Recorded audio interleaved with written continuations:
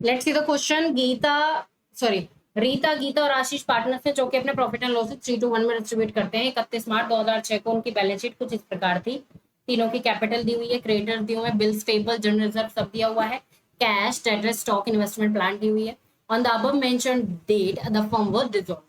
ठीक है। Rita was appointed to realise the assets. Rita was to receive 5% commission on the rate of assets except cash and was to bear all expenses of realisation. ठीक है। Asset were realise as follows. ठीक है। Investment were realise 85% of the book value. Expenses of realisation amounted rupees 4100. Firm had to pay rupees 7200 for outstanding salary not provided for earlier. Contingent liability in respect of bills discounted with the bank was also materialized and paid off rupees 9800. ये था कि एक contingent liability थी जो हमने बनाई हुई थी, तो उसी रेस्पेक्ट में एक बिल डिस्काउंट किया था हमने बैंक से, और हमें पेड ऑफ करने पड़े कितने, 9800. तो देखो ये कुछ अनरिकॉर्डेड लाइबिलिटीज हैं और अनरिकॉर्डेड एसेट है जो पहले नहीं थी, बट हमें अब वो रियलाइज और सेट ऑफ करनी पड़ेगी। तो हमें केवल इसमें बनाना है रियलाइजेशन अकाउंट। तो शुरू करते हैं। तो सबसे पहले तो जितने भी एसेट है उनको ट्रांसफर कर देंगे। ठीक है। जितनी भी एसेट है क्या कर देंगे, उनको ट्रांसफर कर देंगे। ठीक है। तो 2 डेटर्स कितना आ जाएगा, 52,000। 2 स्टॉक कितना आ जाएगा, 36,000। 2 इन्वेस्टमेंट,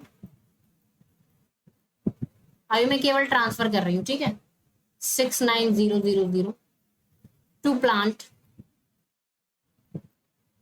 91,200। अब सारी लाइबिलिटी इधर ट्रांसफर कर दीजिए। बाय क्रेडिटर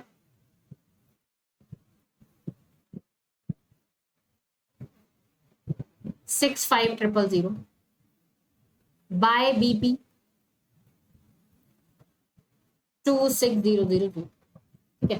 अब कितने कितने में वो क्या हुए हैं, रियलाइज हुए हैं। तो बाय कैश के नाम से डेटर्स कितने के रियलाइज हुए हैं, 30,000। स्टॉक हुआ है 26,000। प्लांट हुआ है 42,750।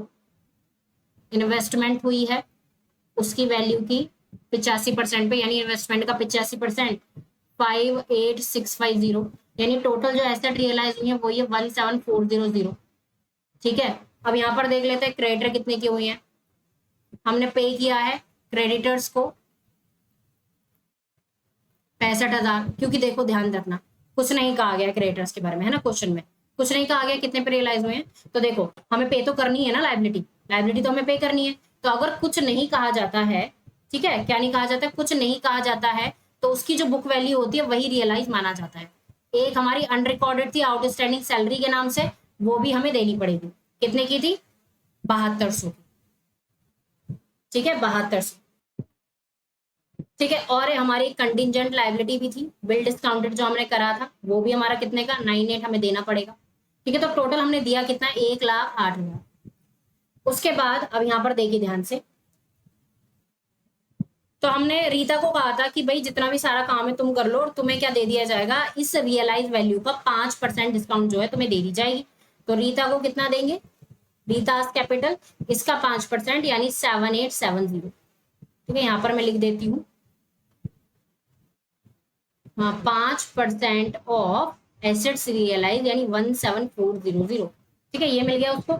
अब हमें करना है टोटल। अब टोटल के लिए तो यहाँ पर जगह बची नहीं है, तो मैं जो है यहाँ पर लिख देती हूँ थोड़ा सा। तो इधर का टोटल आएगा हमारा 364,370। इधर भी लिख देते हैं 364,370। और हमारा लॉस आया है बाई रियलाइजेशन, सॉरी लॉस किस किस में चला जाएगा, तीनों पार्टनर्स में चला जाएगा, 3-1 में चला जाएगा। तो लॉस हमारा आया 115970 का, और इसको बांटेंगे कितने में, 3-1 में, यानी रीता, गीता और आशीष को देंगे तो आएगा 57,985, 38,675, 19,328। एक बार आप भी कैलकुलेशन देख लेना इसकी, है ना, सो दैट कोई दिक्कत ना हो। मैं एक बार कर लेती हूँ। 115970 का 3 डिवाइड बाई 6, ये सही है। 115970 का 2 डिवाइड बाई 6, ओके, ये आएगा 38656, 38656, 115970 का 2 डिवाइड बाई 6, ठीक है, तो यही आएगा, इसको मैं कर देती हूँ 38657, ठीक है, ओके। और ये आएगा 115970 का 1 डिवाइडेड बाई 6, तो ये आएगा 19328, हाँ ये सही है। तो एक बार आप भी देख लेना कैलकुलेशन में, कोई दिक्कत नहीं आएगी, और बस इसमें हमें रियलाइजेशन अकाउंट बनाना था और कुछ नहीं बनाना था। And I hope this is the proper explanation to this question.